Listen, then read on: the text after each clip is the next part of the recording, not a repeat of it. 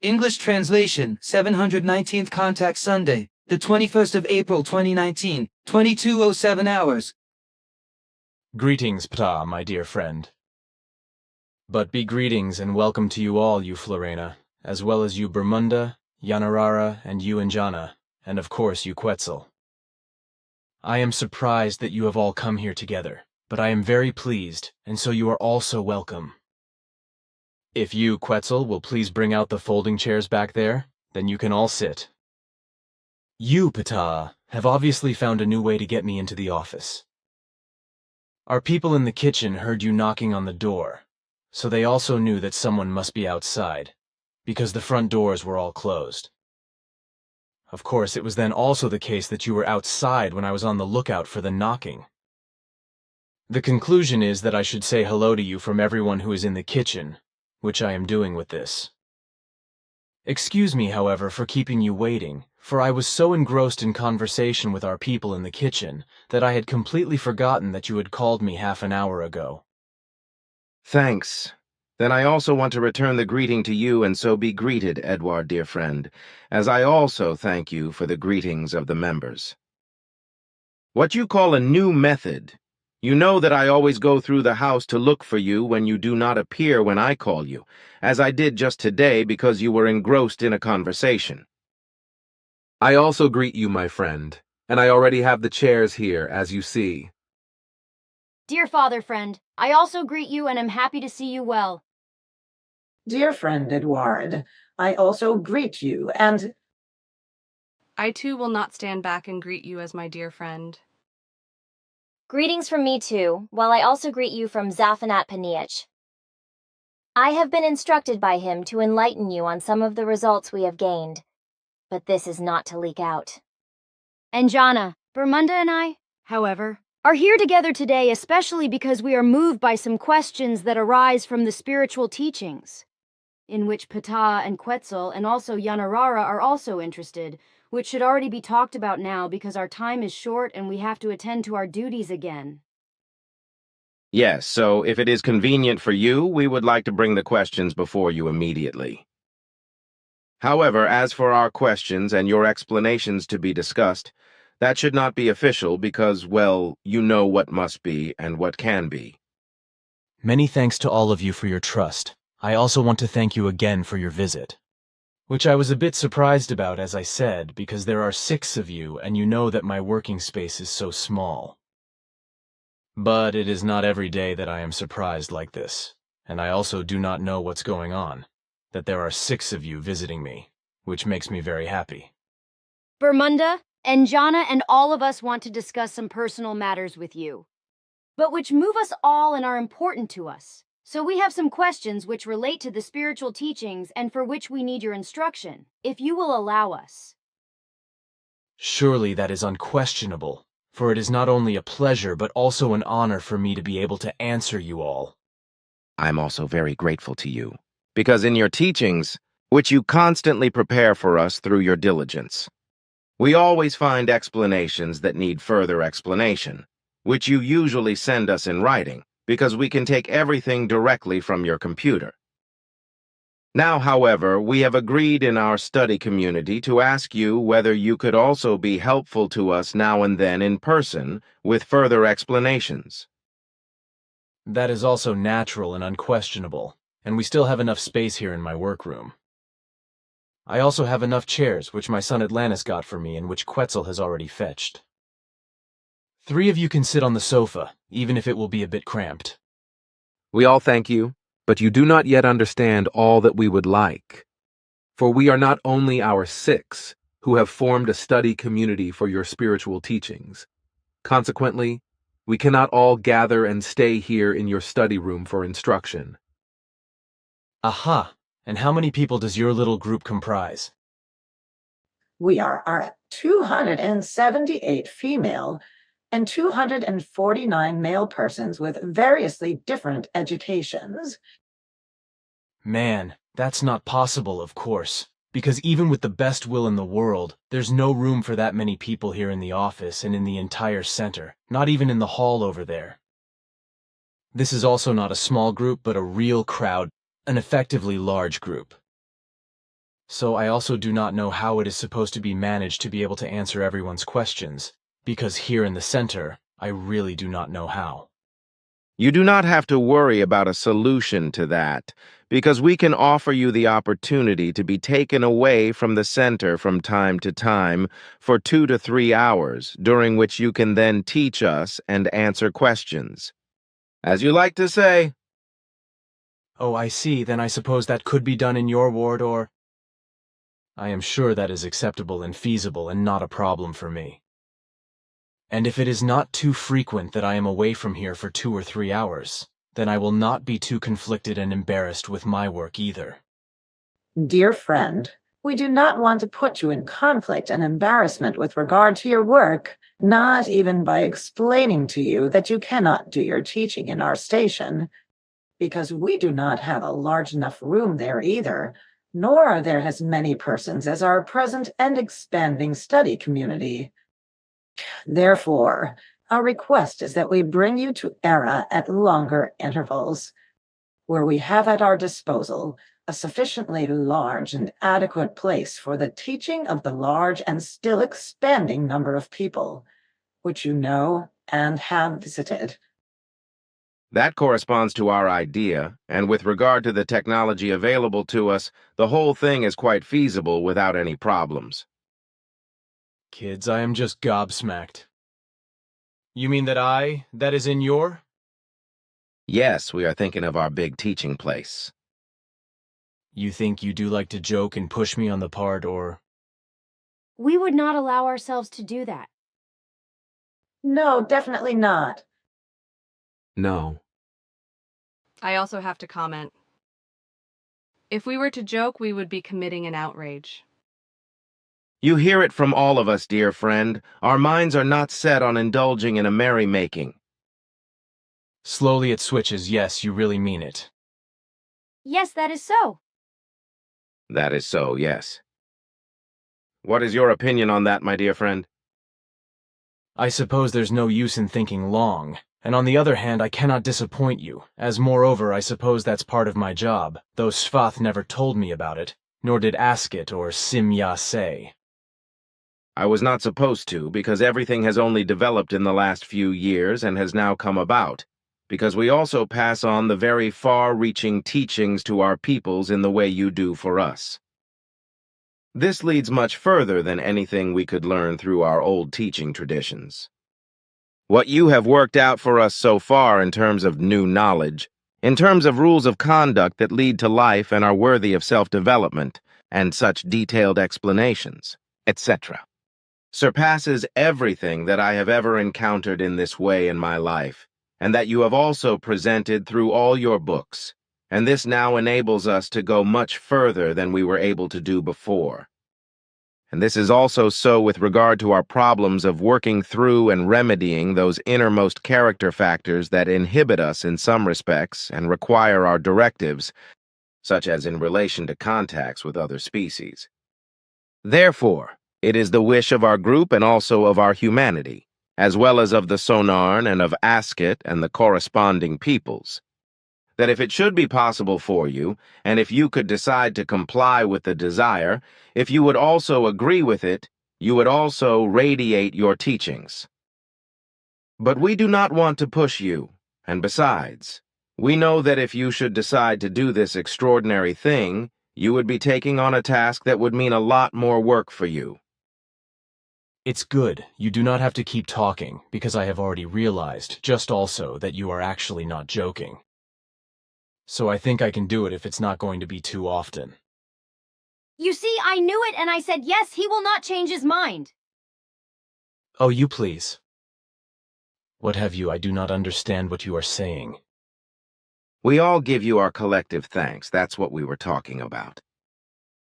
I should have thought so, but what did you mean by to radiate, like? That was the meaning, yes. Aha, but with the whole thing, No, it's all right, because I think it is with all learners that they maintain restraint. That is so and will be so. With us on Era, the pattern of behavior in this respect is not the same as it is with Earth humans. Consequently, you will not be distressed as to propriety, correctness, conduct, and restraint, and that too when you meet our kind on Era. Then everything could be good in this respect.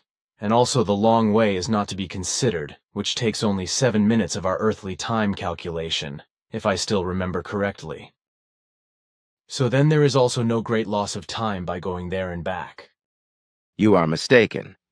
Dear friend, because you are considering our old transport technique, but we have been using the dimensional transmission technique we received from the Sonern for a year and a half now. In this way, we will bring you to us in Era and back to the center in a very short time, which will take no more than a total of less than 2 minutes.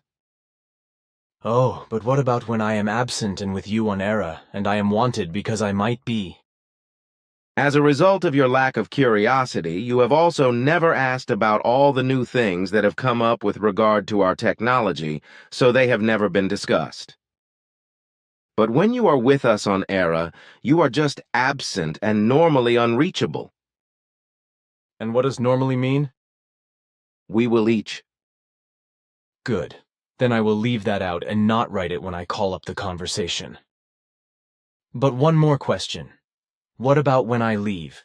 Because a few days ago we talked about the strangers, and you clearly said that you would not let them locate you.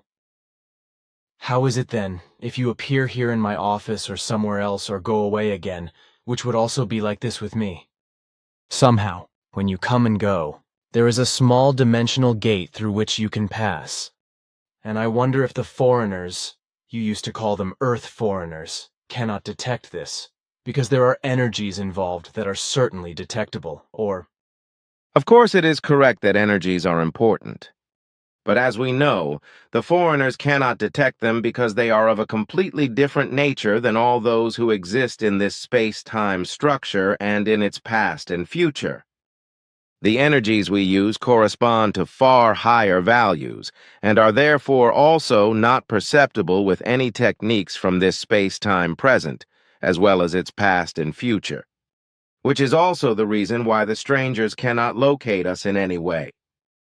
I am also unable to detect our present here, because we use the same kind of energy for our personal protection, to be protected against sight and to be imperceptible in every way through our physical, psychological, and consciousness-swinging waves. This energy and the use of this technique does not correspond to one of our Plejaran achievements, but to one of the Sonair. And how long have you been in possession of this sonaric technology, if I may ask? And an answer does not fall under your directives? Billy, that is not so, no. The energy I referred to, its use and the protection technique were given to our early ancestors by the Sonaiern some 27 million years ago when first contact with them occurred in the Dal creation. Correct. It does not have to be called the Dal universe. It has to be called the Dal creation, because it is a sister creation of ours. But what I want to say about what we were talking about before, just in relation to the fact that I am holding back with questions, so also in relation to your technology, etc., is that I do not want to pester you or others with questions, because then I only fill my head with all kinds of information with the answers, which I personally have no use for. However, if it is general educational information, which does not include the information you mentioned about technology, then of course it is different. But for your information, as is also the case with other things that you sometimes make known of your own accord, I have no possibility of using it, because as a rule I do not talk about such things with anyone and have no interest in them, or because I have to keep quiet about them. My interests relate to things that I can use in a teaching way for fellow human beings or for my own education.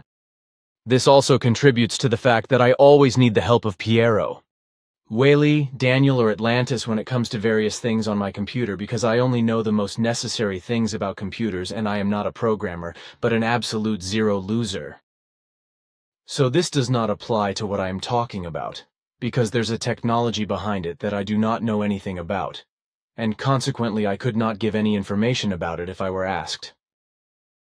My few computer skills are only sufficient to operate my computer, etc., and to the extent that I can show Evi something or adjust something on her computer now and then, because that's all I can do.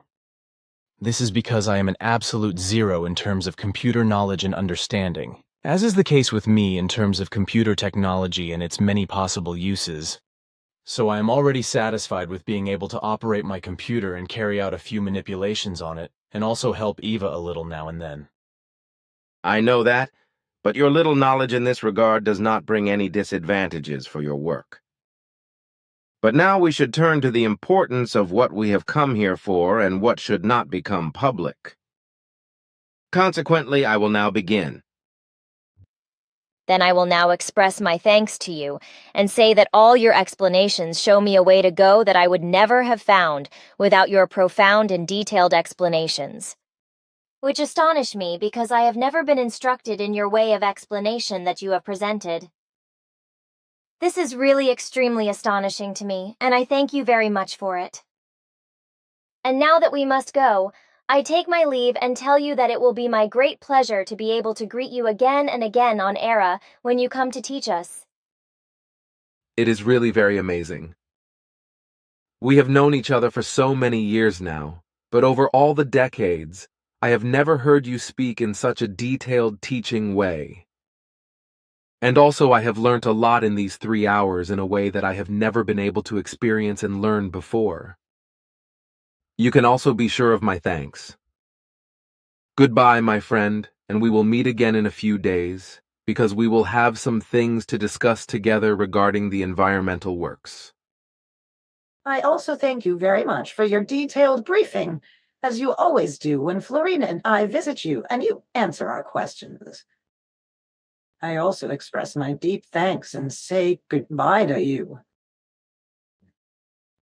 What Ninjana said to you, dear father friend, also corresponds to my meaning. Many thanks. It is always a great joy and a loving encounter for me when we come to you and are allowed to talk to you and learn from you in such a detailed way as I have never experienced or known before I met you. Goodbye, dear father friend. What everyone has said to you now is also in my mind, and I also express my thanks to you. Also, for me, your way of teaching is extremely amazing and shows me a new way which I can use and go for my own good. Thanks. Goodbye. I too thank you, and I am also glad that I have been able to impart something to you all on your life's journey. Farewell, everyone, and as you say, we will meet again. It is a great honor and pleasure for me to know you all in dear friendship. And on that note, I say to you all, here's to seeing you again soon. And now that they are gone, I want to tell you that you are an amazing human being, because the way you expressed your explanatory behavior to all of them, considering their personality, was a completely new experience for me and very amazing. Like Quetzal, I have also known you for some decades, but I have never before experienced you in such a way, and heard you explain facts of the expanded spiritual teaching as I have today, whereby you demand from me through your teachings a respect such as I have never felt in my life. It is only this night that I have realized what and how you really are, and how immeasurable your friendship and your real knowledge and wisdom are to me, whereby I must bashfully admit that it is only in the course of the past 3 hours that I have come to realize and can now understand what my father Svath expressed in his annals by saying that you were already a Ptaah in your early boyhood. Please, you shame me. It Please do not also embarrass me. Better tell me what Ptaah means, because I have never heard that before, and I do not understand what it is supposed to mean. It means and describes a human being who is a... Oh, I do not want to write that then when I recall our conversation. You are too modest because that honor is yours. No, I am not megalomaniac. You should do it for your merits, just... No, my friend, I am sticking to it, and I am not going to do it. You can do what you want there, my friend. It would be justified, though. No, and that is my final word. Then I do not want to talk about it any further. Good, thanks. Then I want to ask you again about what will happen in Brunei because of the mad dictator Hassan al-Bolkiah who wants to stone homosexuals and lesbians. I have done some research on this madman and picked up some information from the internet which clarifies a lot about this madman.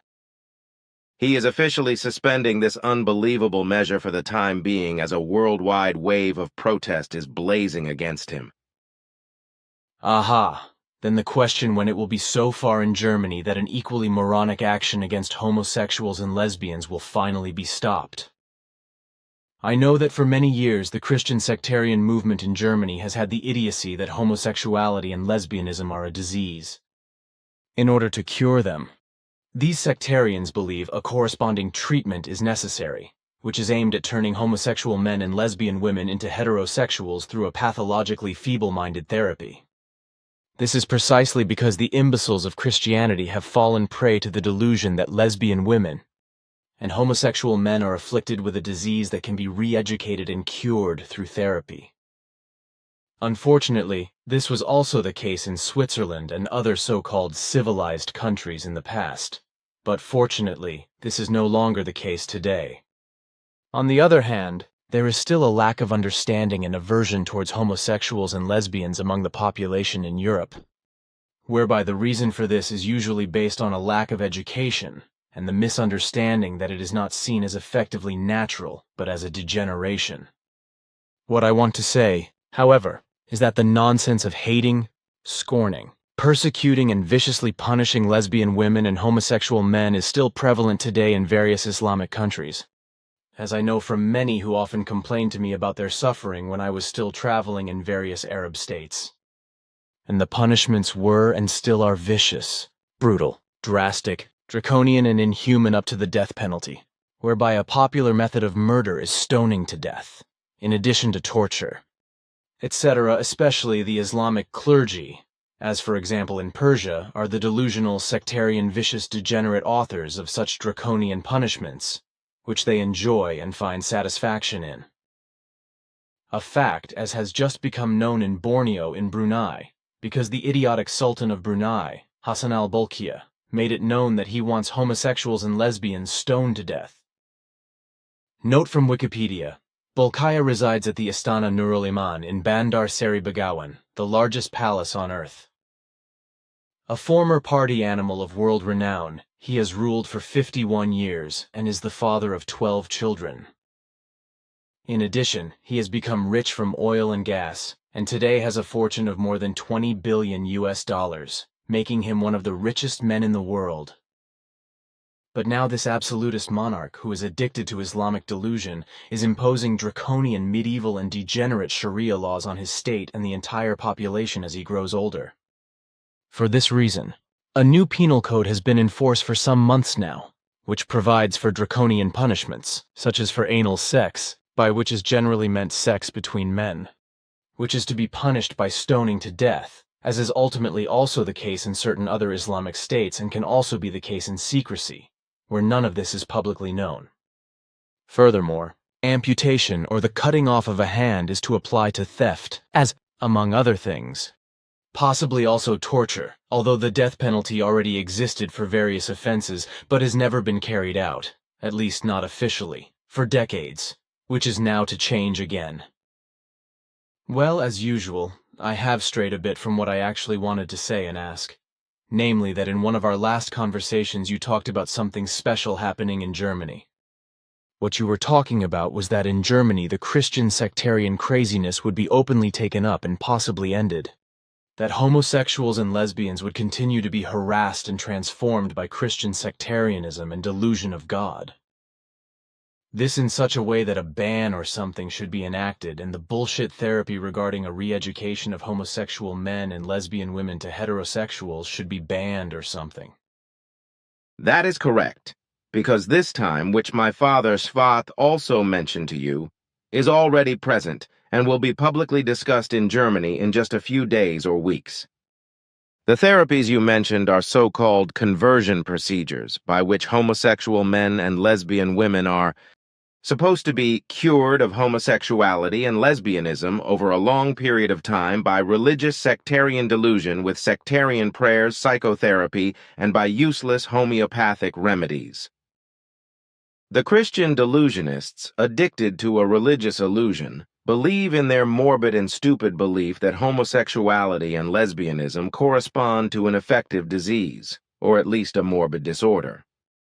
Their delusion also suggests to them that homosexual men and lesbian women have become homosexual or lesbian because of an affective disease or because of an early childhood trauma as a result of a bad mother-father-child relationship. This, however, corresponds in the one as well as in the other respect to a delusion beyond compare. Because the male homosexuality and the female lesbianism correspond to something completely natural which is against naturalness and is therefore not reprehensible in any kind and wise. However, unnaturalness must not be understood as a degeneration or the like, but as a naturally occurring factor in the way that unnaturalness is based solely on the fact that no offspring can be produced in a sexual act by men and their kind, as well as by women and their kind. This is the only reason for speaking of a natural unnaturalness, so that there can be no question of homosexuality and lesbianism not being natural in and of themselves. Homosexuality and lesbianism are given as complete naturalness in all life forms of all genera and species. Consequently, I have to say that this is also the case with us Pleiaren, and has always been so, which is also listed in our annals far into the past of millions of years. Thanks.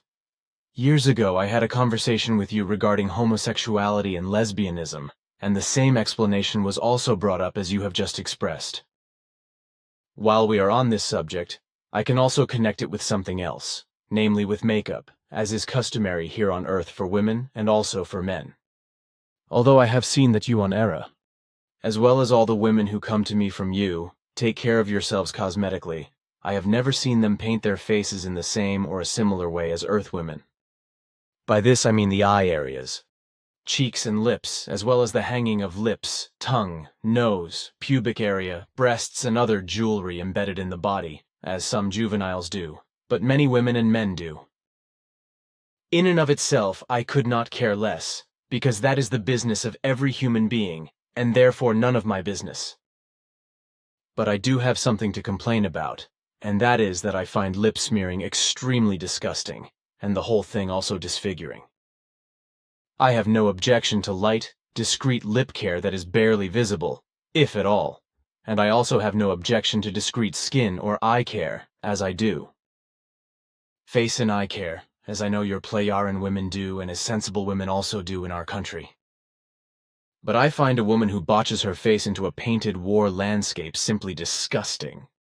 Besides, the ostentatious lip-painted women are repulsive and look like disfigured circus clowns, who are still original in a way, but this does not apply to these women, who with their lip painting look more like a rigged-out ocean-going frigate and also appear accordingly. What is your opinion on this, my friend? I can understand what you are saying, and I would like to say that after listening to you, I am kind of glad that in our world as a whole, all women take care of themselves with the kind of discreet cosmetic care that you mentioned.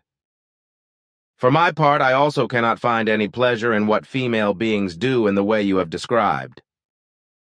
Moreover, I want to say that I have made extensive studies of these things for several years and have recognized the origin of the face painting which is used by earthly women and partly also by men. Originally, face painting can be traced back to primeval fears of early human beings, who were afraid of inexplicable natural phenomena and tried to make their inner being, and thus their true mentality, unrecognizable by smearing their faces with earth. In the course of development, they used various plants and minerals to paint their faces more and more, and to appear more and more frightening against the natural phenomena, which were gradually elevated to entities and finally to deities. These original, elementary, naive and unrefined or primitive face paintings became a tradition among the primitive indigenous peoples as a deterrent against evil spirits and gods, etc., and were always combined with a subterranean or open fear of deities and spirits. This face painting has been preserved until today in both sexes of Earth humans, as has the fear associated with it, although its form has changed and it is no longer openly shown by complete face painting. In principle, however, fear has not evaporated, but has become subterranean in comparison with the former open fear and is therefore, as a rule, no longer perceived by Earth humans, or only rarely in individual cases. And this fear is based on the fact that for several millennia, it has been working subconsciously in Earth humans in such a way that it unconsciously, and for Earth humans not openly perceivable, causes anxiety, panic, shyness, fearfulness, fright, palpitations, worry, restlessness, apprehension, fear, anxiety, uneasiness, and even cowardice, despondency, and pusillanimity in relation to not being perceived with sufficient attentiveness by fellow human beings. The early primeval human face painting has thus changed and transformed right up to the present day. But the primal fear associated with it has remained, but it also has been subject to change, and today operates as an underlying, unconscious fear in those Earth humans. The whole of an outwardly unmistakable facial painting, as well as the wearing of a facial ornament, points with absolute certainty to an underlying inner fear which is not perceptible by the Earth humans concerned themselves. This profound fear is based both in the female and in the male Earth human being in the fact that he is not sufficiently perceived by his fellow human beings, and that he is not given the exaggerated attention demanded of him. The extent of the underlying fear can be determined by how conspicuous, striking, conspicuous, prominent, unpleasant, and strongly repulsive the face painting is, whereby especially every shade and the strength of a lip painting gives the best information about the inner state of fear, as well as a good insight into the need for recognition and the mental state of the Earth human being concerned. From this, therefore, the sphere of intellect, reason, and consciousness, and from this, in turn, the mental state of cognition, as well as the intellect and degree of intelligence, can be fathomed, as well as the norm or abnormality of the thought-feeling world and the real state of the psyche. This is best expressed in the cosmetics of the eyes and the lips, in terms of color, as well as their thickness. Aha! I would like to learn a bit more about that, if you would like to teach me about that when you get a chance. But I guess the whole thing is especially powerfully expressed in a woman, because they are the ones who mainly color their eye area and especially their lips. If I understand you correctly, the stronger the lip color applied and the more prominent it is, the stronger the underlying fear of not being noticed, the stronger the desire to be noticed, and the stronger the desire for attention. And if I think further, then your explanation also says that the desire of the woman in question to be noticed and to attract attention all round must be judged accordingly according to how strong and striking the lip color applied is. And if this is correct, as I understand it, then for many women this is a certificate of poverty and testifies to stupidity and precisely to the fact that they neither form nor use their intellect and reason in a significant way, and consequently also cannot direct their intellect towards reality and its truth. And human beings who are alienated from reality and truth are actually to be pitied as a result of their lack of intellect and reason. You understand very well what I have explained. So I think I can instruct you in these things too, and you will have worked out the necessary powers of judgment very quickly. I did not expect you to do otherwise either. Thanks, but this is also too much of an honor once again. But now I have another question regarding homeopathy, which we have talked about again and again all these years, and have found out that the whole thing is just as nonsensical as also Bach flower therapy. Basically, both of these supposedly useful and effective remedies are not in fact useful and effective remedies, but effectively nonsensical rubbish remedies that do not contain any real healing substances for pain relief, reduction of suffering, or for a disease recovery process. We have both known this for a long time, and over the years I have abused myself as a guinea pig and tested various homeopathic and Bach flower remedies, always in accordance with the instructions given. I proceeded in a completely neutral way, and neither imagined a positive nor a negative, neither considered a hope of help, nor a uselessness of the remedies. However, each time, and I have tested it almost 220 times over all these years, no effect whatsoever has occurred. That is to say, neither negative nor positive, neither bad nor good. And this is the proof for me that the whole thing about homeopathy and Bach flower remedies is nothing but absolute nonsense, and even a fraud by which the gullible and the stupid, as well as those susceptible to imagination, and those who fall for fantasy stories can be deceived and financially robbed. Homeopathy, called homoios in ancient Greek, which can be understood as like, similar, or also pathos, or as affect, feeling, suffering, similar suffering, and as pain, corresponds to an ideology concerning a supposedly good alternative medicine, which is, however, in reality based on lies, deceit, deception, and on sheer imagination and a profound delusion in this respect. I read that the so-called classical homeopathy was invented in 1796 by a German doctor, Dr. Med. Samuel Hahnemann, who was born in Meissen in 1755, and who made efforts of his own accord to study medicine. However, because he was unable to come to terms with the knowledge of medicine at that time, because the medical findings, medicines and medical treatment methods available at that time were obviously incomprehensible to him, he gave up the practice he had established after obtaining his doctorate. Interfering with the principles and procedures of traditional medicine of the time, he found it all unacceptable and turned to another line of work. And because he was a man of language, he sought to earn his living as a translator of medical texts and bookworks. During one of his translations, it must have been in 1790, he came across a claim by a Dr. Cullen who wrote in a collection of texts, probably called Materia Medica, stating that cinchona bark could cure malaria. This at first caused Hahnemann to doubt this claim. However, he then swallowed powdered cinchona bark for a few days, because of which a malaria-like fever symptomatology then attacked him. From this he simply concluded, without thinking, that a disease could be cured if a drug caused symptoms similar to those of a disease in a healthy human being. However, this completely illogical, effectively stupid, insane, and strange idea was not scientifically accepted, so that no proof of pharmacological efficacy could be provided.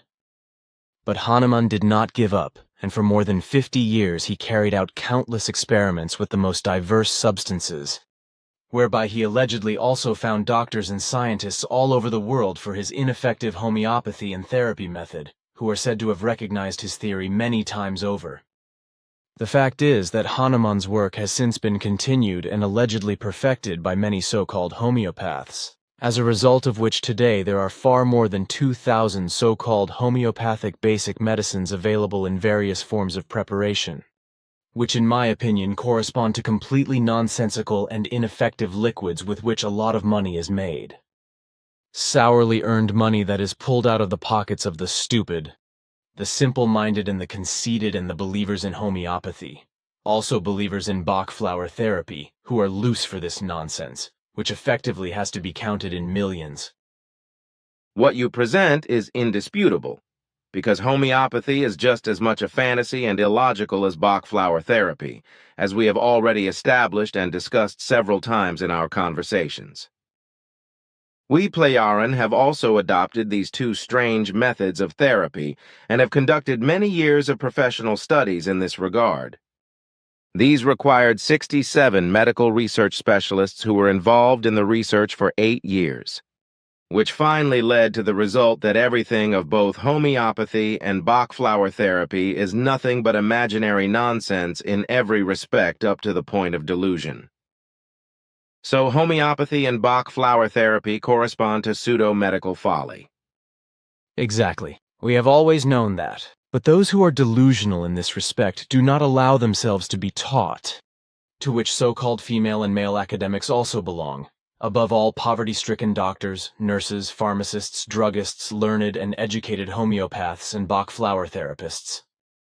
But before all these, of course, belong all the sufferers and sick people who buy and swallow the useless stuff of allegedly effective homeopathy and Bach flower remedies, and in stupidity are under the delusion that these useless remedies would relieve their pain or cure their suffering and illnesses. If, however, they would all educate and use their intellect and reason, and thus also their intelligentum, they would recognize the effective reality and truth and store their knowledge in their intelligence. If they would then open their intelligence, the very knowledge store of their intellect and reason, then they would know that when they take such useless pseudo-medicines, they will not be relieved of pain and cured of an ailment or disease by them, but only by their delusion. So they would know that it is not the completely useless homeopathic globules, droplets, and Bach flower essences that help them, just as it is not the supposedly energetic states obtained from certain flowers and parts of plants, but only they themselves, through their own healthy, clear, positive, and life-affirming thoughts and feelings, and their trust in themselves. It is always amazing to me, as I have explained, how you can meaningfully carry out necessary explanations. Please, not again. But now I can ask you about what you only hinted at the other day but did not say. It was about many fires that will burn. What did you mean by that? Yes, I wanted to talk about that, but I fell out of the concept because you were disturbed by a long telephone conversation. Quetzal had instructed me to give you further instructions regarding the forest work to be done, and also to point out that extreme caution should be exercised when burning useless broken wood, etc. in the forest area, because hot summer days were approaching. It should also be ensured and controlled that strangers do not walk around in the center forest, because it is to be feared that hostile or careless and irresponsible persons could ignite and start fires in the forest, as he had found out elsewhere. However, it would be the case that fires would be caused by carelessness, especially in northern areas of Germany, where fires would also be set maliciously and wantonly. Also as a result of confused political thinking by politically hostile persons who wanted to take revenge by fierily destroying forest areas with regard to wrong political decisions and machinations. According to Quetzal, persons with pyromaniac tendencies will also become active, which will lead to several and very extensive forest fires, as he has fathomed with foresight. However, it will not be recognized, or only in rare cases, if at all, that this will be arson. This is because it is usually assumed that it would be a case of heat inflammation as a result of the drought. However, he explained that southern states could also be affected by this, as under certain circumstances, Switzerland could also be affected as a result of heat and drought. But the center's forest area would also be at risk, which is why he warns against this and points out that caution is advised and foreign forest goers should be turned away. Thanks also to Quetzal. So I will point out the warning to Jacobus as the person responsible for the forest. But while we are at it, or rather because Quetzal mentioned politics, I also have something to say about it, although I have already mentioned my view a few times in our private conversations, which has hardly ever or never been recorded in official conversations. Therefore, today I would like to officially address two things that I see in the following light from my point of view and my considerations. In many countries, but especially in Germany and Switzerland, propaganda for electric cars is being carried out by various government agencies and state leaders. Precisely because the CO2 guzzlers, or the vehicles powered by petrol and diesel oil, are to be avoided and put out of operation. That would be all well and good if that were possible, but it cannot be done by replacing all vehicles with electric ones. This is because the excessive use of electric vehicles would create new and even more precarious and worse problems, and thus the devil would be cast out with the Beelzebub. And this because the new problems will be based on the fact that the shortage of electricity, which already exists today due to the insanity of gross overpopulation, will continue to increase enormously and ultimately lead to an electricity collapse, which in the very last resort could degenerate into a catastrophe.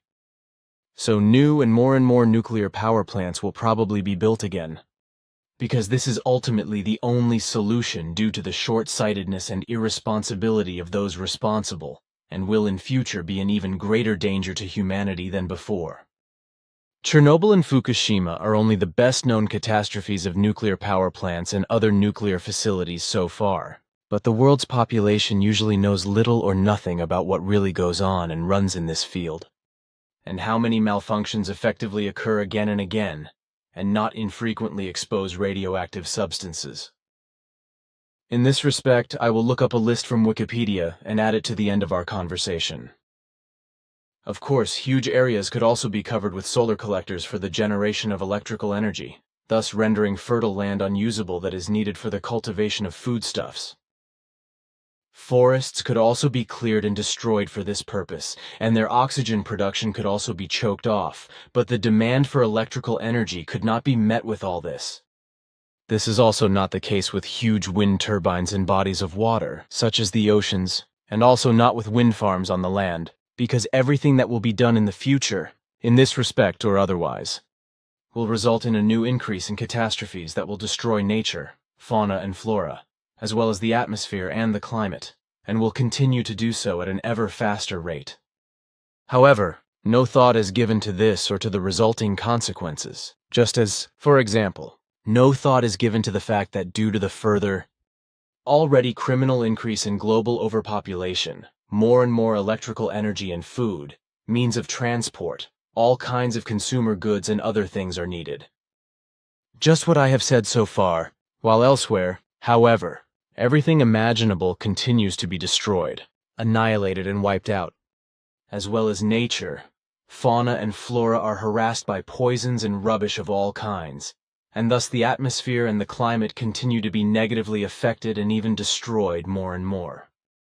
The responsible, stupid, pompous and pretentious people in the governments do not want to and cannot think about this, nor do their vassals and the howling environmentalists, as well as the shouting juveniles and climate demonstrators, and the likewise shouting part of the population. Because all of them, due to their non-learning and non-recognition, are neither capable of their intellect nor their reason. And that means that all of the climate demonstrators go blindly through the world and do not see how miserable nature, fauna and flora really are, because they cluck like chickens over everything and in their heedlessness perceive nothing at all. The effective fact is that they are all incapable of perceiving reality and its truth and of recognizing what is fact. But they try to conceal this by putting on a big show and demonstrating about something, or by doing so as uninformed followers. But they do not know and have no idea what the real facts are that are being demonstrated about. So all these human beings, the young adolescents and the shouters, the demonstrators and the howlers, are in no way aware of the real causes and the destruction, annihilation and extinction that has already been caused worldwide with regard to the planet, the whole of nature and its fauna and flora. Not a single young or old human being participating in the climate demonstrations has any idea that all the natural events that are already similar to the end of the world can be traced back to the enormous and long, overflowing mass of overpopulation and its degenerate machinations that are destroying the whole of nature. Nor are they able to foresee what the future will bring and how things will get much worse, including the big players who call themselves climate and weather specialists and out themselves as know-it-alls. So they are stupid because they do not stimulate their intellect or reason, do not educate them, and cannot foresee how all evil and the resulting misery and distress of human beings will increase more and more. This also in relation to the coming storms created by the machinations of overpopulation, which, as I remember, Svath had announced and predicted for the year 2019 all over the world, that from this year onwards the whole thing would inexorably increase and intensify more and more. He also said that the primordial storms would cause more and more violent floods, and that afterwards, when the waters receded, insect plagues would emerge from them. He also spoke of the African and ancient Egyptian plagues of locusts shifting steadily northwards, and thus towards Europe as a result of a planetary change. Although I think that by planetary change he must have meant climate change at the time, although I do not recall him using that term. I also worked out Svath's predictions at that time and wrote them as appeals, which were then corrected by my two teachers, Karl Graf and Gustav Lehmann, and together with Pastor Zimmermann, were also translated into English and French and typed up. With the help of my teacher Gustav Lehmann, I was then able to reproduce everything with the school's reprinting machine and send it worldwide to hundreds of media, namely newspapers, magazines, radio stations, and important organizations all over the world, for which both teachers and Pastor Zimmermann provided me with the necessary addresses, to which Professor Jung also contributed some. That everyone was fully on my side was arranged by your father Schwath with Pastor Zimmermann, who in turn agreed with my first teacher, Karl Graf, and then also with Gustav Lehmann, to help me. However, I was only told that my teacher Karl Graf was also in contact with Professor C.G. Jung and that he approved of all the activities and also contributed financially to everything when I had finished the 6th grade and had to go to teacher fair in the 7th grade. Pastor Zimmermann and my teachers Gustav Lehmann and Karl Graf supported me in every way, but I was not allowed to talk about it because silence had to be maintained. If the whole thing had become public knowledge at that time, there would have been a huge row in Bulak among the municipal authorities, the school authorities, and the church authorities, and certainly also among the population, and all three would have been frowned upon and ostracized and removed from office. What would have happened to Professor Jung, moreover, would probably have been that he would have been labeled a madman. Everyone's help was extremely important. Also with regard to the purchase of the envelopes and the postage, which all three of them and also Professor Jung paid for, because I myself had no money and could not have paid for the whole thing. Today, however, I think I'm allowed to talk about it and openly say how and what everything was back then, because all those involved have long since passed away, as have their wives and direct descendants. Well, again I deviated, because I wanted to say that Schwath had predicted that from the year 2019 onwards, climate conditions will increase worldwide and drastic and violent storms will hit the Earth more and more frequently, triggering great landslides, debris flows, and massive rock sand mud avalanches from mountain areas. The entire American continent and Europe will also not be spared. For the time being, however, South and Central America, then also North America, and also large parts of Asia, but especially China, will be affected as never before. Africa, Australia, New Zealand, Southern Europe, and Northern Europe will also be affected by severe storms on a large scale. Switzerland will also be severely affected, although the north and east of the country will be particularly hard hit by severe storms in the coming months. In Europe, however, Switzerland and Germany and the rest of the north will be particularly affected by primeval storms, as Schwath predicted. As far as the machinations of the earthlings around climate change are concerned, the ignorant Greta Thunberg from Sweden has set a stone rolling that shows the pathological stupidity of those earthlings who take part in the whole climate demonstration hype, or even support it. But this also includes all those who skulk around Greta Thunberg and can benefit from it in some way. And the consequences that result and spread from the whole thing, those cannot yet be surveyed. But I can also see that Greta is in fact being abused and exploited by calculating figures, also for their own personal prestige and profit. And this is done by dirty, selfish elements, celebrities with special status and name, such as artists, rulers, clergy, up to the Pope and other cult leaders of other religions, but also by actors or other allegedly outstanding personalities and busybodies. In addition, there are all those figures who have no knowledge whatsoever of the real cause of climate change, or who deny it in a know-it-all manner, who are also indifferent, arrogant, and unteachable as a result of megalomania and greed for profit, but who also incite and steer against those who sensibly point out the effective reality and truth of the whole thing, which they can neither perceive nor understand.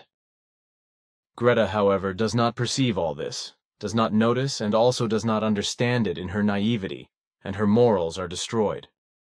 The 16-year-old girl, Greta Tintin Eleonora Ernman Thunberg, born on the 3rd of January 2003, is just a child shamefully abused for publicity, nastily steered to her doings, whereby notable celebrities such as rulers, religionists and clergy of all kinds, actors, artists, environmentalists, scientists, media workers, philosophers, ideologists, and many others increasingly profile themselves as do-gooders in order to let their flickering light shine high in public again. It is just as inevitable that Greta will sooner or later take pleasure in all the hype surrounding her, and that she will somehow fall prey to delusions of grandeur and a feeling of importance, making her arrogant, as it is also inevitable that she will not recognize and understand that she is being exploited by many of her helpers for their own profit and desire to be big. And what Greta first caused in an innocent, clueless, and certainly honest way with her one-child demonstration for the climate, and that climate demonstrations arose from it worldwide, mainly by juveniles, will probably only be like a soap bubble that will burst at the appropriate time. As is already the case now, everything will also continue in the old style afterwards and become even worse with all the destruction, annihilation and extinction on the whole planet, on this planet itself, and in relation to the whole of nature and its fauna and flora. And for this, overpopulation with all its irresponsible degeneracy will continue to bear the blame as it always has, whereby through its unstoppable growth, with every single newborn earthling, all destructions, annihilations and exterminations worldwide will massively increase according to the food, energy and commodity requirements, etc. of every newborn earthling, thus making everything as a whole unstoppably worse. Therefore, what is sensibly dismantled, avoided, forbidden, and put out of action, is immediately made a pig again by each new birth of a new earthling. This is because every newborn has a need for all kinds of things to sustain its life and its entire livelihood, as it has always had to be created in an environmentally and climate-destructive way. And this is because there are no other new, better techniques and possibilities, only the old ones, which damage the environment, nature, fauna and flora, the atmosphere, and the climate. So everything remains the same, even if one thing or another is banned, no longer produced, or simply no longer used. Subsequently, everything and anything is continued in the old style. In nefariousness, the whole of nature, fauna, and flora is poisoned, destroyed, annihilated, and exterminated with many kinds of toxic substances. And this goes on for so long and in such a way that everything necessary for life no longer exists, and Earth humans themselves reach the point of extinction and disappear from the planet. This, if those madmen in the governments, who are sick and obsessed with their delusions of grandeur, war, might, and terror, do not blow up the Earth first, pulverize it and wipe out everything as if it had never existed. All that has been said so far with regard to the main topic of climate change and climate demonstrations and overpopulation is only one thing, for there is another matter at hand, namely with regard to politics, which in dealing with peoples and governing has reached a state worldwide that has obviously fallen back into antediluvian machinations of subjugating peoples and murderous, as well as roaring tribalism. If we look at the individual states in this respect, there is more or less no one to be seen that would not have to be called dictatorial and thus undemocratic, except for Switzerland, which is the only country that maintains a semi-democracy, and the people can therefore determine many things, unfortunately also not all themselves. But what is not yet, may yet become one day, because Switzerland has all the possibilities to do so, provided, however, that the responsible rulers and the entire Swiss people do not ultimately allow themselves to be forced by their own stupidity even further and finally into the insidious clutches of the EU dictatorship. But exactly this danger exists, because not only a cross-dumb part of the population is addicted to an EU dictatorship accession delusion, but also some irresponsible people in the Council of States, the National Council, and even in the Federal Council. Once again, I have strayed from what I actually wanted to address, namely the US-American tramp Trump, who, in my opinion, is getting stupider and stupider, has no real good education, and also suffers from a lack of sense and reason. For when I look at and judge his whole demeanor, such as his imbecilic talking around as well as his fickleness, his error of judgment, which he repeatedly revokes and replaces with new nonsensical orders or has to correct them, then I am horrified. Also, his total incapacity and stupidity with regard to a correct and valuable assessment of many things, such as his dealings with political opponents, as in North Korea, China, Russia, and Persia, as well as his imbecilic behavior and rumblings against Turkey, etc., destroy all possibilities for peaceful and reasonable negotiations, Consequently, no really valuable consensus can be worked out. On the contrary, he has made himself a world clown and a laughingstock by his stupidity, but also a world danger with regard to the evocation of another world war, which he is about to instigate over China and Russia. For already his imbecilic machinations and speeches have progressed to such an extent that what can still somehow be called loose and tottering world peace is threatened to a crass degree. I completely agree with everything you have said, revealed, and explained, but I find it particularly disgraceful that a child is so irresponsibly abused by celebrities, etc., for selfish purposes.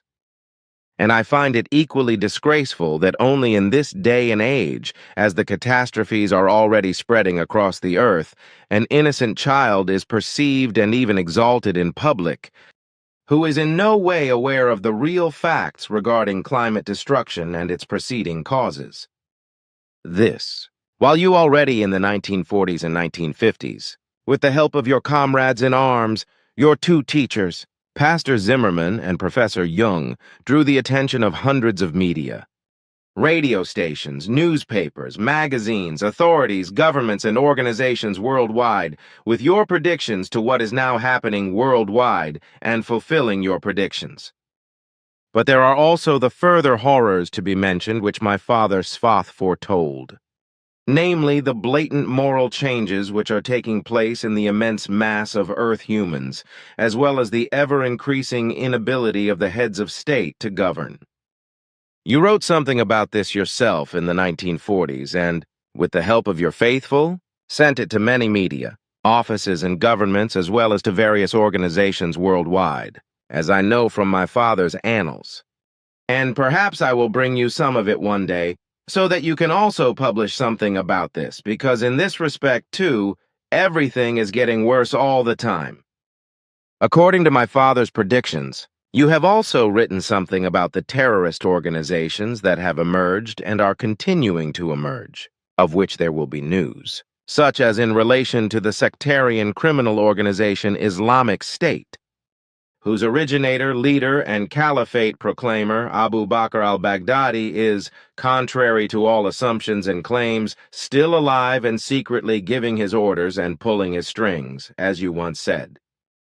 His newly elaborated strategy is extremely devious, because it is based on recruiting young women for the IS, training them and sending them all over the world as covert or secret assassins, who are then to spread fear and terror through widespread bloody, deadly, and destructive attacks, for which the first beginnings already exist, and which are ultimately intended to spread terror further. It is also worth mentioning that terror is being exercised against Switzerland, namely by the EU dictatorship with the so-called Framework Treaty, which is constructed in such a devious way that Switzerland will lose its complete independence if it is signed and thus ratified as a result of ignorance, unreason, and stupidity on the part of the ignorant or EU dictatorship supporters.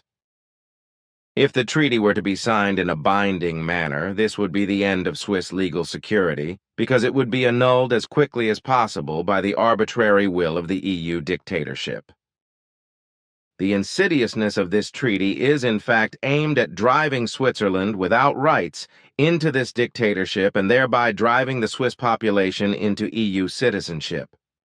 This would also invalidate the mutual negotiations, which are called bilateral, but which from the very beginning have served and continue to serve the sole purpose of subjecting Switzerland and its people to the EU dictatorship.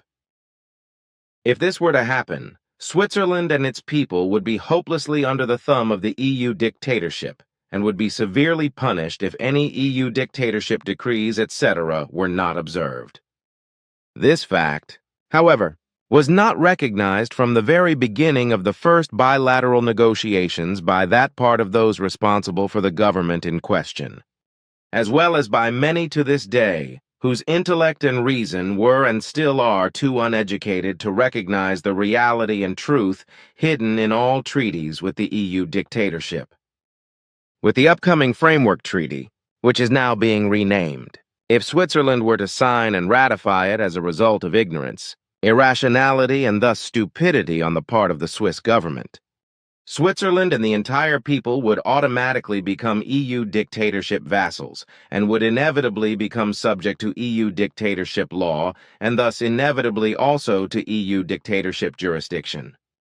Another inevitable consequence would be that the Constitution and the semi-democracy and neutrality, as well as the independence and the alliance of cantons of Switzerland, would be declared null and void, abolished and forbidden, as well as the independence, self-determination, and ultimately the statehood. And that Switzerland and its people, as a vassal of the EU dictatorship, would have to pay billions and billions more to the dictatorship every year. That is also already certain, as is the fact that Switzerland and its people would no longer have any right whatsoever, neither to decide for themselves nor to decide anything through elections, nor with regard to independent judicial measures of any kind against undesirable migrants as well as criminals and criminals, whereby the EU dictatorial death penalty decided in Lisbon would inevitably also affect Switzerland and the Swiss people. By concluding a framework treaty, which could not be more insidious, Switzerland would also lose all its domestic competences and all conceivable communal and state instruments, which would make Switzerland just as incapable in terms of domestic policy as it is in terms of foreign policy. These are the expected effective facts of the future for Switzerland and the Swiss population if the devious framework treaty of the EU dictatorship were to be signed and ratified.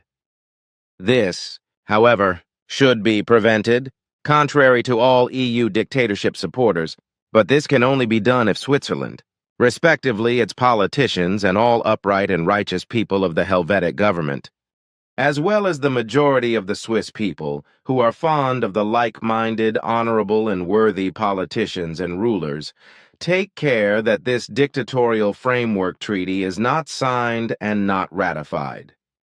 To this end, it is also necessary that the Swiss people raise their voices and de facto speak and determine what must and must not be, as is also the duty of all righteous politicians, the National Council and the Council of States, as well as at the highest level, the Federal Council in opposition to those who are treacherously willing to sell out Switzerland to the EU dictatorship, as you sometimes express.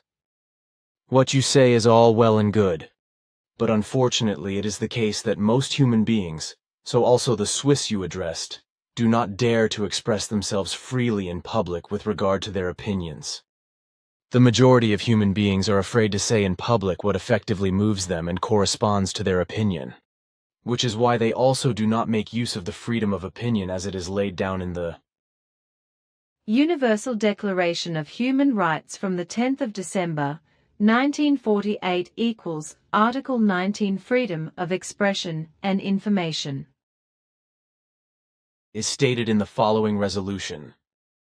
Everyone has the right to freedom of expression. This right includes freedom to hold opinions without interference and to seek, receive and impart information and ideas through any media and regardless of frontiers. The majority of human beings fear official, governmental, and popular abuse, reprisals, legal proceedings, and violence against their own personalities if they expose their opinions in public. Admittedly, this is actually what I still want to say, even if some will feel offended by it and will express themselves disparagingly about me and my words.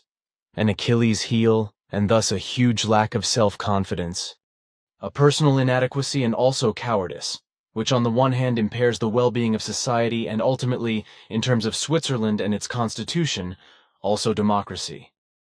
And the fact that in the process the various political parties pull against each other and make a pig of each other instead of working together in a good way and creating valuable consensuses with each other.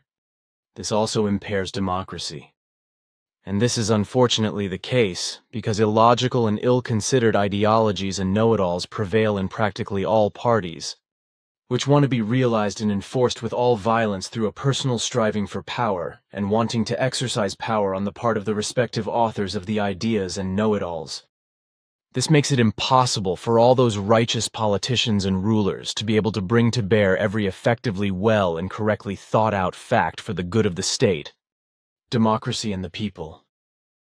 And this is the case in every respect, so also with regard to state financial administration, which I will cite as an example another time. This is the case with the Federal Finance Commissioner, Federal Councilor Willie Maurer, whom I respect personally, which I also want to say openly, who, according to the annual financial statement, can report several billion less expenditure than planned, which could have been used to pay off the state's debts, but which was rejected. This is only because the self-important and stupid, precisely those who cannot form and therefore also cannot use their intellect and reason, and consequently were able to impose their know-it-all attitude in order to squander the billions saved stupidly on unnecessary things. Well, to express a clear, good, logical, correct, and necessary opinion in public, I think, should actually be the basic duty of every citizen, but this is frowned upon out of fear. So exactly the right thing is not done, because the majority of the population only runs a big mouth at home, in their circle of friends or in the pub. Consequently, the political parties have to come up with their good or crazy ideas more or less on their own. But the fact that the majority of citizens have the courage to publicly state their personal views and opinions and offer suggestions for change in political and governmental behavior is illusory for the whole majority. So nothing at all happens in this respect, which means that the majority of the Swiss people never publicly address governmental and purely political issues, nor laws, bans, ordinances, treaties, the economy, and migration. So also the army as well as the overall development of all necessities in all conceivable possible relations, areas and unavoidable things of logical, expedient, and necessary progress fall flat when it comes to publicly speaking out and standing up for it.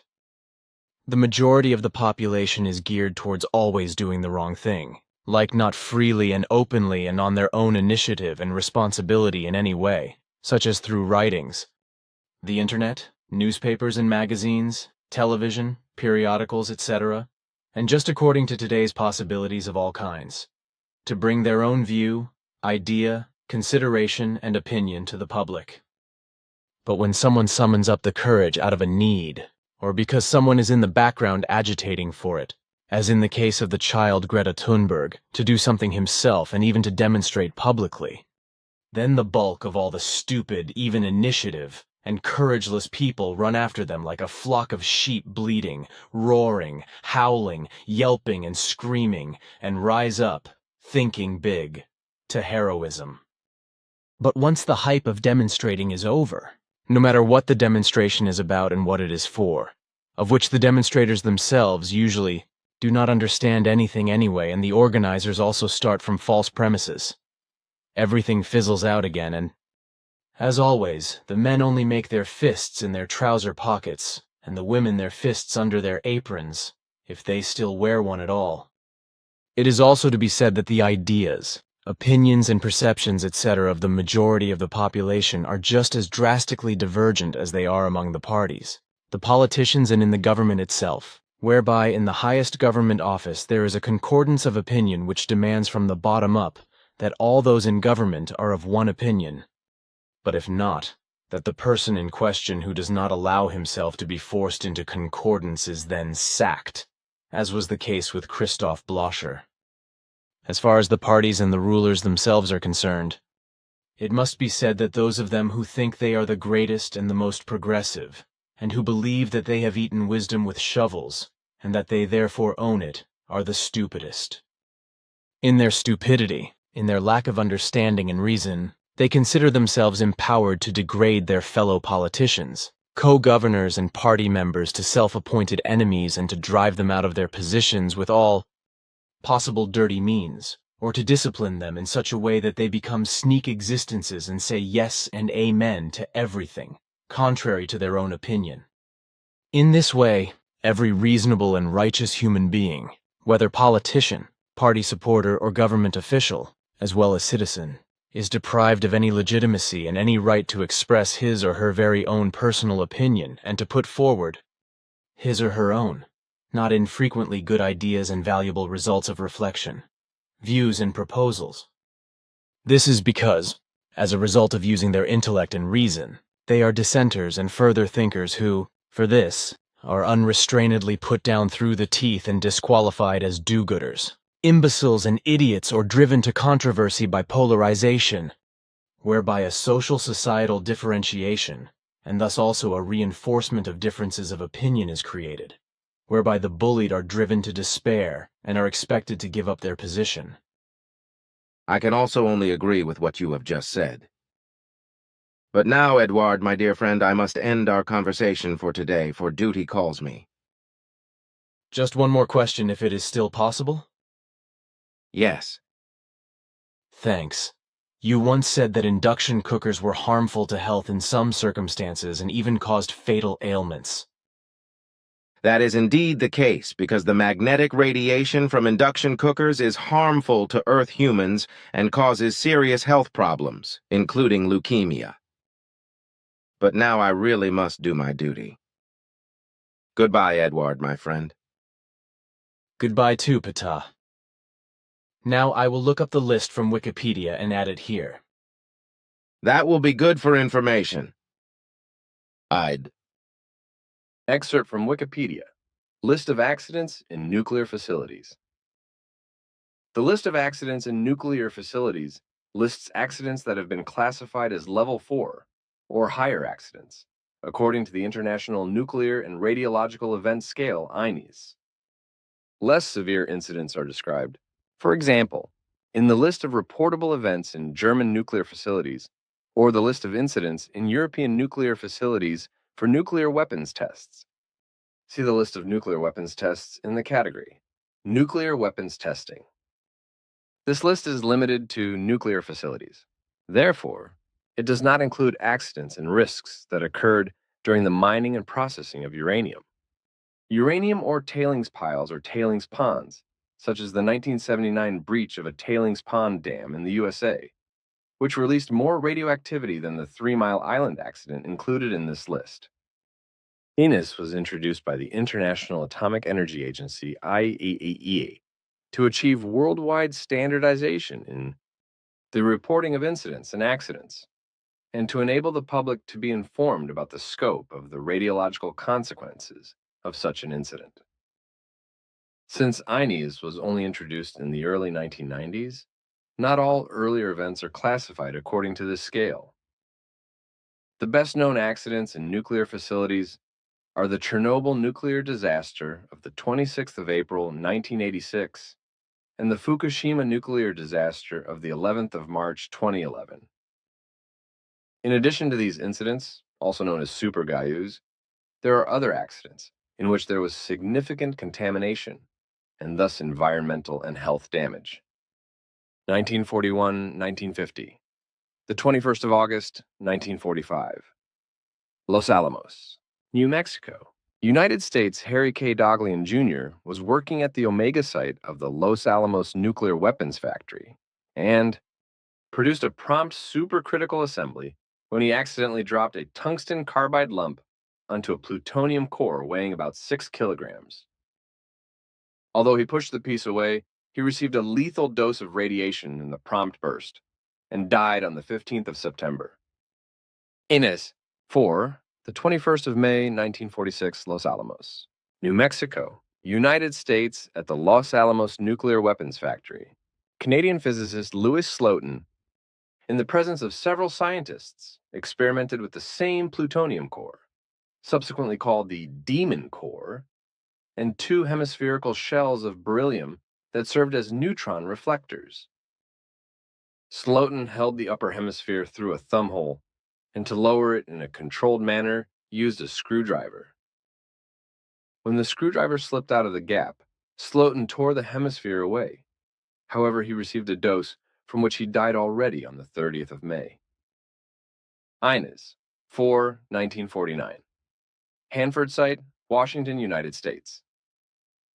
The Green Run experiment involved the release of a radioactive cloud from the Hanford Site military nuclear complex. Estimates are in the range of several 100 TBq of 131.1 and even more of 133 XE. During normal operation, several 10 TBq of medium and long-lived nuclides were released into the Columbia River every day. Knowledge of the health hazards of radioactive iodine was still deficient at the time. 1951. 1960, the 12th of December, 1952. Chalk River Laboratories, Chalk River, Canada. The first serious reactor accident occurred in the so-called NRX reactor at Chalk River Laboratories near Ottawa, Canada.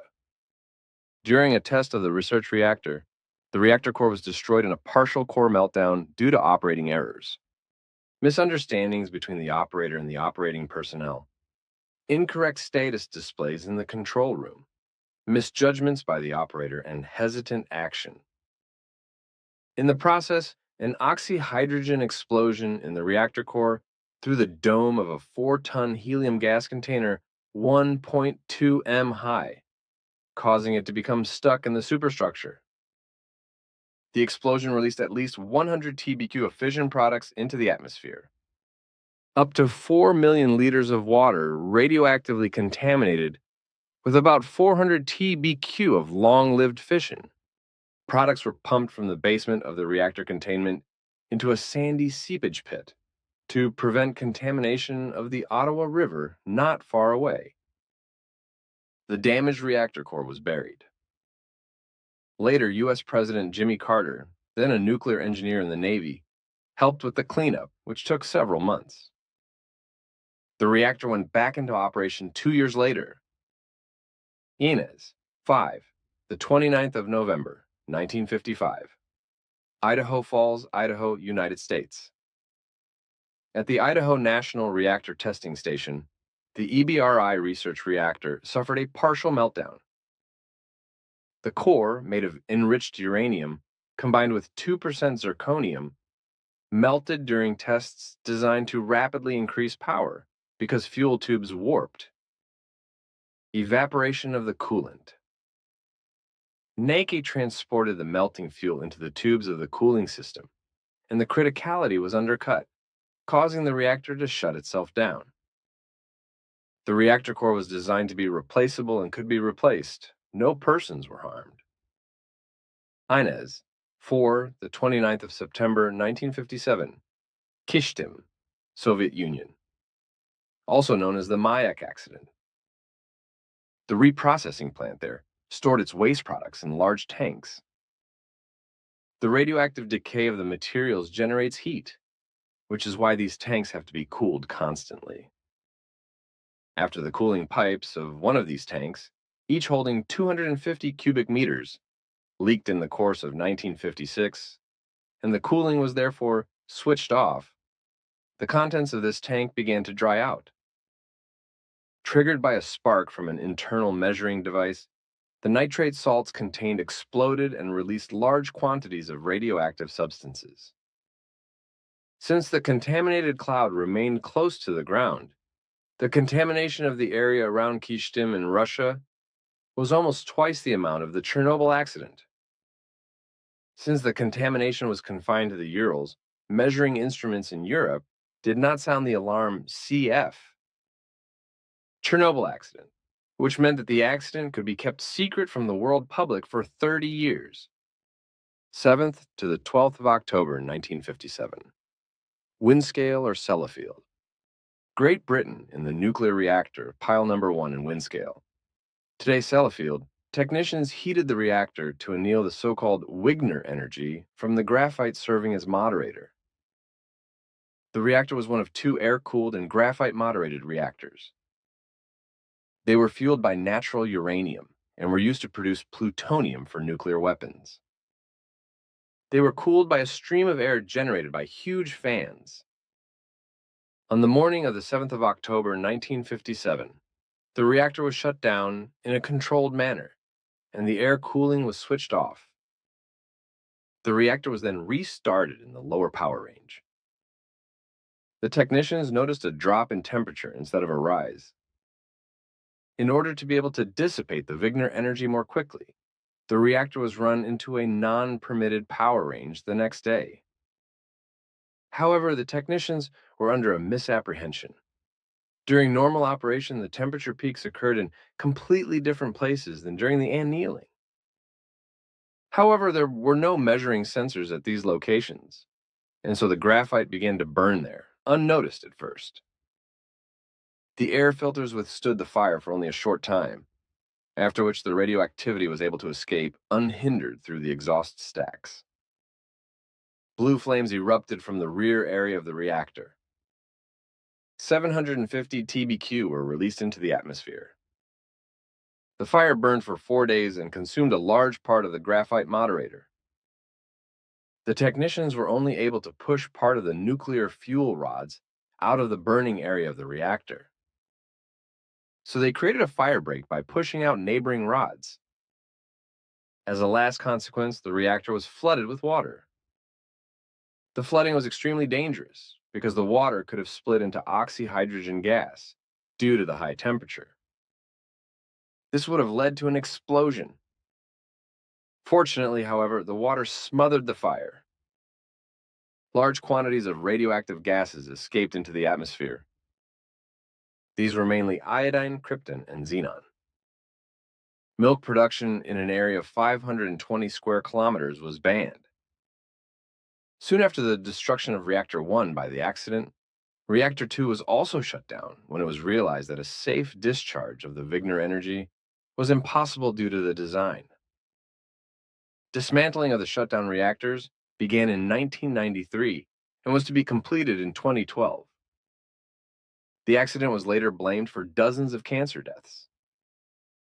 The 30th of December, 1958, Los Alamos, New Mexico, United States. A criticality accident occurred during extraction work with a plutonium-containing solution at the Los Alamos Scientific Laboratory in New Mexico. The operator died of acute radiation sickness. After this accident, the use of manipulators was finally adopted for work with critical masses in the USA. Until then, despite the criticality accidents in the 1940s, manual labor was common in handling plutonium. Inez, 4, the 26th of July, 1959, Simi Valley, California, United States, at the Santa Susana Field Laboratory, in which operated a 7.5 MWE sodium-cooled fast breeder reactor. A 30% core meltdown occurred in this reactor due to a blocked cooling channel. The majority of the fission products could be filtered out.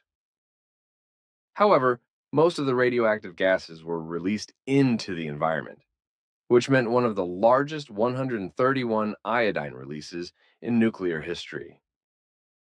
The accident was kept secret for a long time. Inez, 5 to 6, the 20th of November, 1959. Knoxville, Tennessee, United States, at the Oak Ridge National Laboratory Radiological Chemical Plant in Tennessee, there was a chemical explosion during decontamination of the working equipment. A total of 15 grams of 239 plutonium were released. This caused significant contamination of the building, adjacent roads, and the facades of adjacent buildings when it exploded.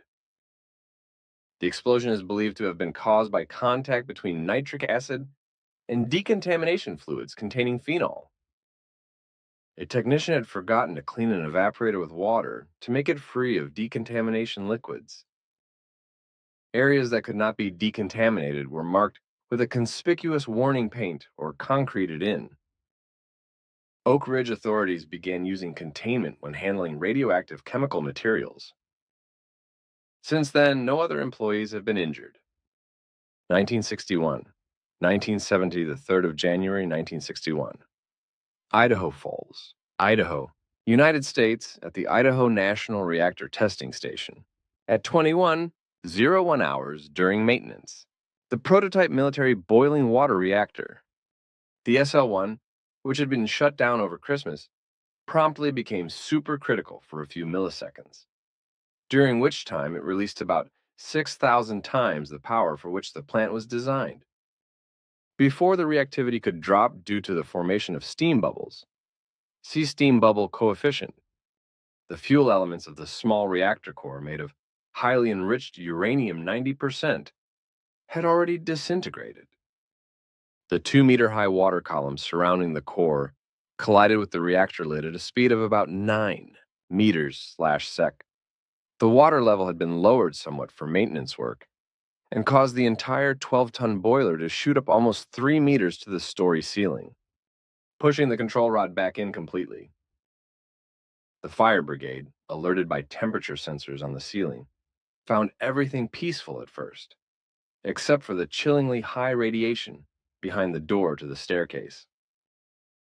When the 3 soldiers in charge of maintenance work remained missing, they advanced to the working level above the reactor in protective suits. One of the 3 workers had been staked and nailed to the ceiling by a shell that shot out. 2 were lying on the floor. One of the 2 was rescued alive, but he succumbed to his head injury 2 hours after the accident.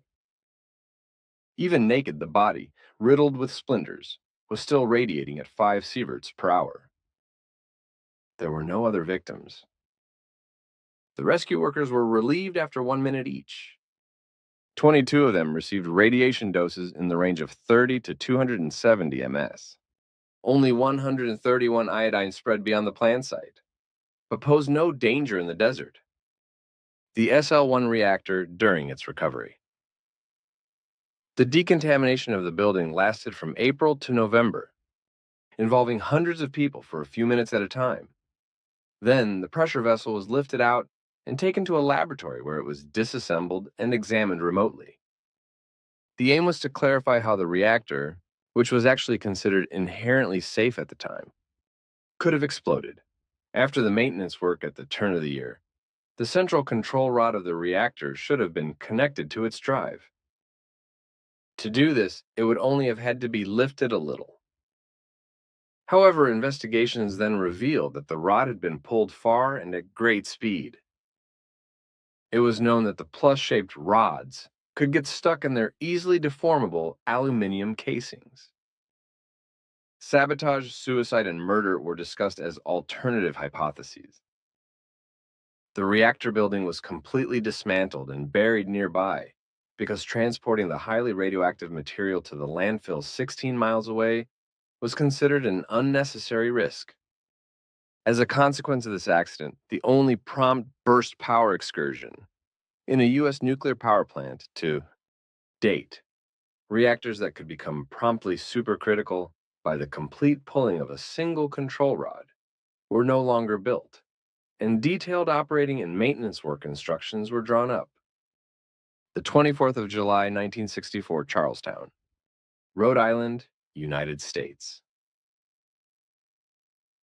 At a United Nuclear Corporation nuclear fuel fabrication plant in Charlestown, 38-year-old worker Robert Peabody caused an accident involving a liquid uranium solution.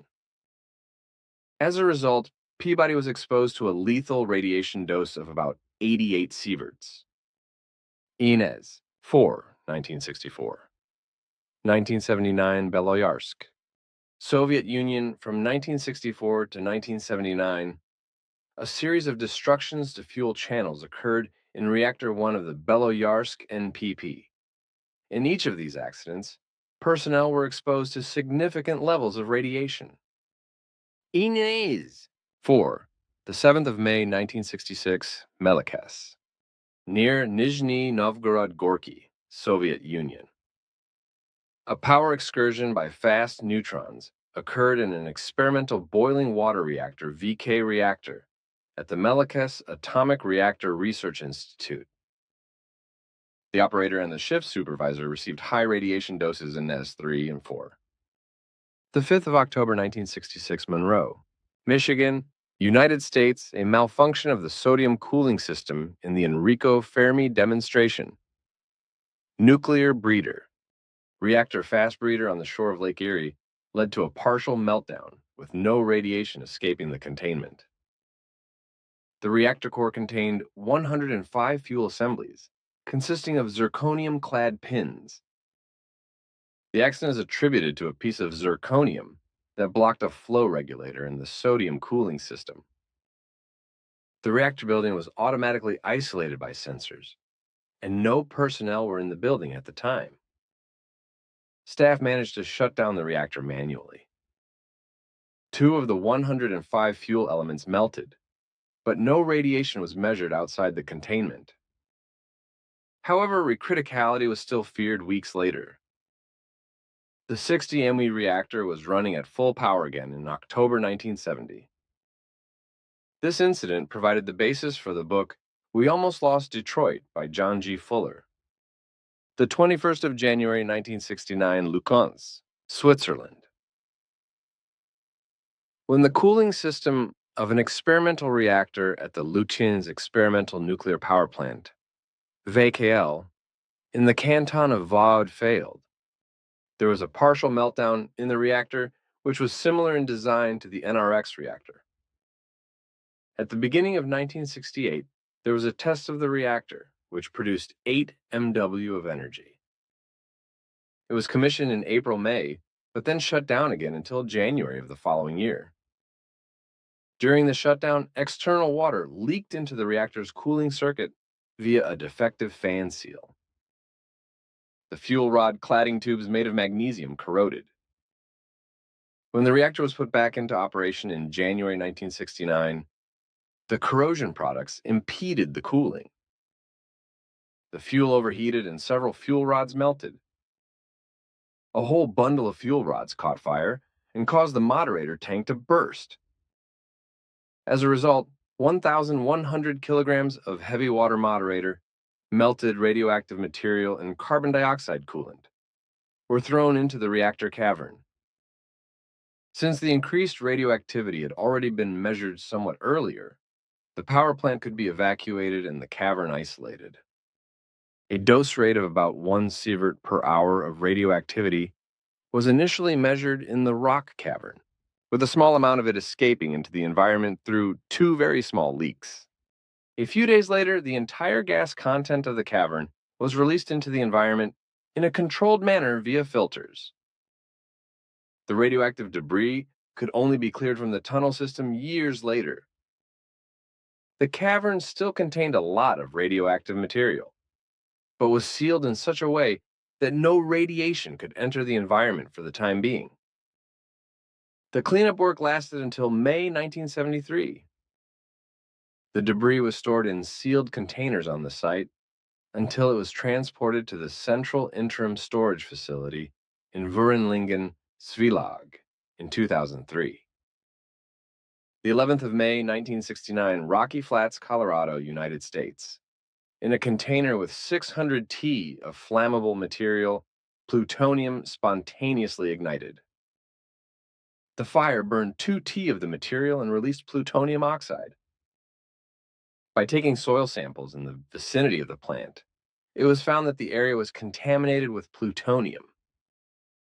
As the plant operators refused to initiate investigations, the samples were taken as part of an unofficial investigation.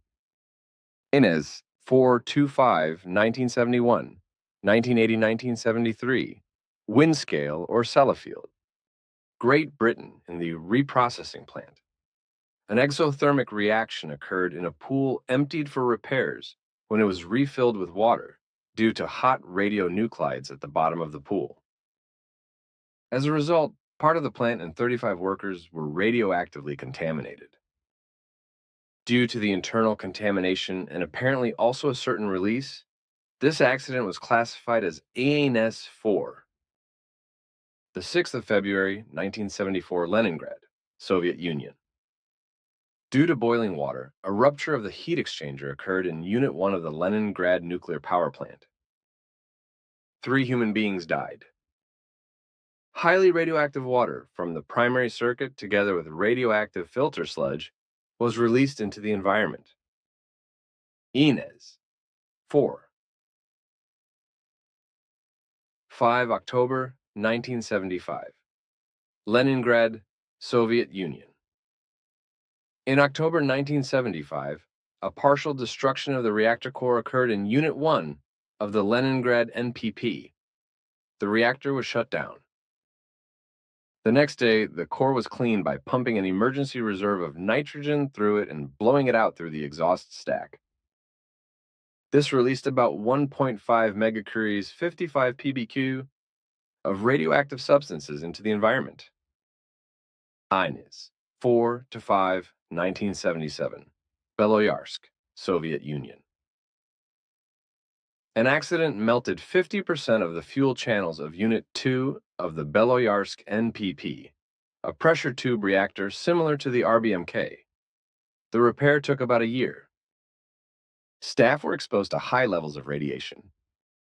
Ines, 5 February 1977.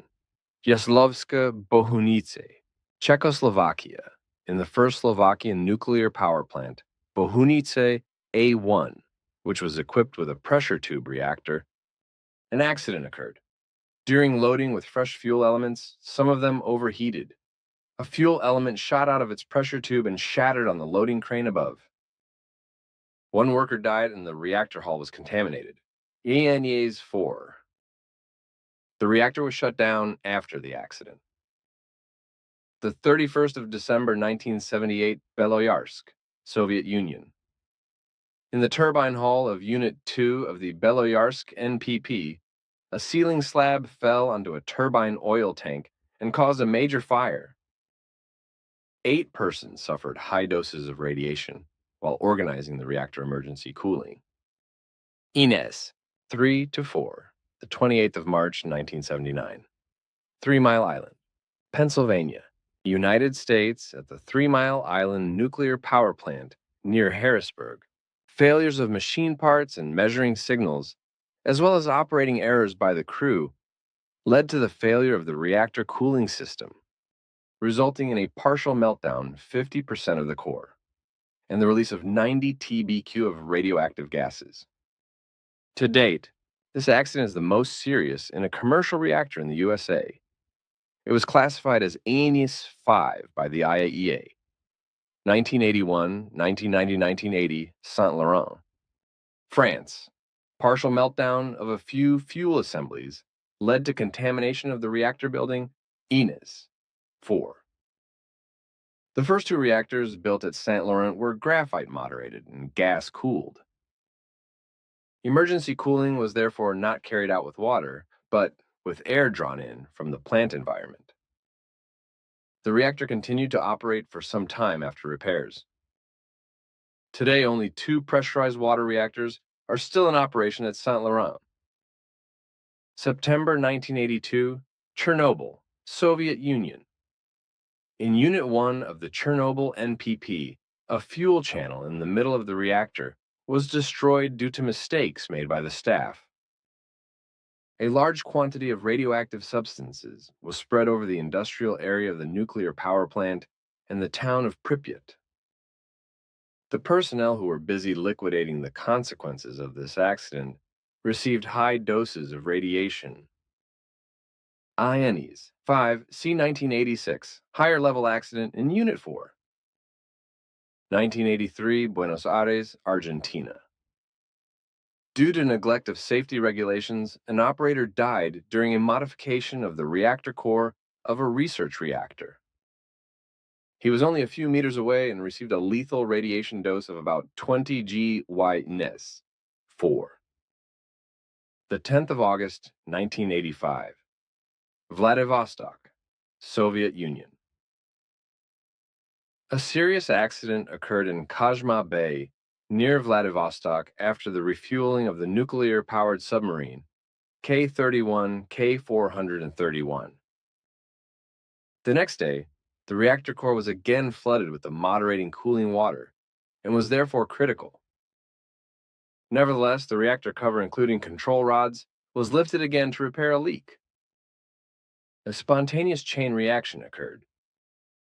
The cooling water exploded, hurling the 12-ton lid and the reactor's innards onto the pier and also damaging the submarine's pressure hull. 10 human beings died from a lethal dose of neutrons, and another 29 human beings received high doses of radiation. The low-level radioactive cloud only reached a few kilometers, as the inventory was fresh. INES 5. The 6th of January, 1986. Gore, Oklahoma, United States. At the Kerr-McGee reprocessing plant in Gore, Oklahoma, a cylinder containing nuclear material ruptured after being heated improperly. 1 worker died and 100 had to be hospitalized. the 26th of April, 1986. Chernobyl, Soviet Union. A super GAU Inies. 7 in Unit 4 of the Chernobyl nuclear power plant in the Ukraine resulted in a core meltdown and subsequent explosions. Large amounts of radioactivity were released by exposure and fire of the reactor core. The immediate surroundings were heavily contaminated. In addition, there were numerous direct radiation victims among the relief workers. The super-GAU was proven by radioactivity measurements and fallout in Sweden and other European countries. A large-scale exclusion zone was established and the area evacuated. The number of persons damaged varies considerably depending on the study. The fact that the accident has so far claimed unexpectedly few victims, according to the IAEA, is partly due to the fact that the violent graphite fire carried large parts of the radioactivity directly and high up into the atmosphere, as well as the fact that the wind blew largely in the direction of less populated regions before the evacuation of larger cities such as Pripyat. 1991. 2000, the 6th of April, 1993. Seversk, Russia, at the Tomsk nuclear power plant, near Seversk, also known as Tomsk 7. Large quantities of short-lived radioactive material were released in an accident at the reprocessing plant, mainly used for the production of weapons-grade plutonium. As a result, about 120 square kilometers in the Seversk region were contaminated Anis 2-4. The 30th of September 1999, Tokaimura, Japan. At a fuel fabrication plant in Tokaimura, Japan, workers filled a preparation tank with 16.6 kilograms of uranium mixture instead of the prescribed 2.3 kilograms. As a result, an uncontrolled chain reaction started and radiation leaked out. The number of human beings who received increased radiation doses is given as 35 to 63. 3 workers were exposed to a particularly high dose of up to 17 sieverts. Approximately 300,000 residents were told not to leave their homes. This accident is officially rated Anis 4, but some scientists rate it Anis 5. The worker Hisashi Ouchi, who was exposed to a radiation dose of presumably 16 to 20 sieverts, died of liver failure on the 21st of December, 1999, at the age of 35. On the 27th of April 2000, another worker, Masato Shinohara 40, died after a long illness. He was probably exposed to 6 to 10 sieverts of radiation. 2001, 2010, the 11th of March 2006. Fleurus, Belgium, in an irradiation facility for the production of radiopharmaceutical products at the Institut National des Radioéléments IRE. A cobalt source was lifted out of a radiation-shielding water basin due to a hydraulic failure, although no irradiation process was taking place, and the door to the room was open. Due to the triggered alarm, an employee entered the room. During his stay of only 20 seconds, he received a radiation dose of about 4.6 sieverts, which can be life-threatening in the medium term Ines 4. Accidents in purely medical facilities are usually not classified INES, but the IRE is a nuclear facility. 2011, today the 11th of March 2011, Fukushima, Japan, due to damage to the power supply and cooling systems caused by the Great Tohoku earthquake of the 11th of March 2011, and the following tsunami. Fuel assemblies overheated in 3 reactors and 2 decay pools at the Fukushima Daiichi nuclear power plant, Fukushima Worst. Several explosions occurred, in Unit 1 on the 12th of March, in Unit 3 on the 14th of March, and in Units 2 and 4 on the 15th of March. During these explosions, the outer building shells of Units 1 and 3 were severely damaged, and radioactive material was released. In addition, several fires broke out in Units 3 and 4, releasing large quantities of radioactive material. For temporary cooling, Clean water was pumped into the reactor cores of Units 1, 2, and 3, followed by seawater mixed with boric acid, and finally clean water again. Water was also fed into the affected decay pools from outside. The Japanese government ordered evacuation measures in several steps, most recently with the radius of 20 kilometers, which initially affected about 80,000 people.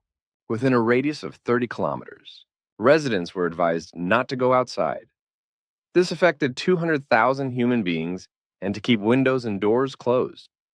A few days after the first explosion, the USA recommended an evacuation zone of 80 kilometers, which would have affected about 2 million human beings. Later, a further area up to 30 kilometers to the northwest of the plant was evacuated due to measured soil contamination. The events in Units 1 to 3 were provisionally assigned to level INES 5 by the Japan Nuclear Safety Inspectorate NISA on the 18th of March, 2011, but were upgraded to the highest possible level INES 7 on the 12th of April, 2011. Considerable interest from the national and international media, including footage of the explosions in 2 reactor buildings, as well as a higher rating by foreign institutions, had previously put the Japanese government under pressure. The power plant operator TEPCO finally also admitted to so-called partial core meltdowns in reactors 1 and 3, and later also in reactor 2.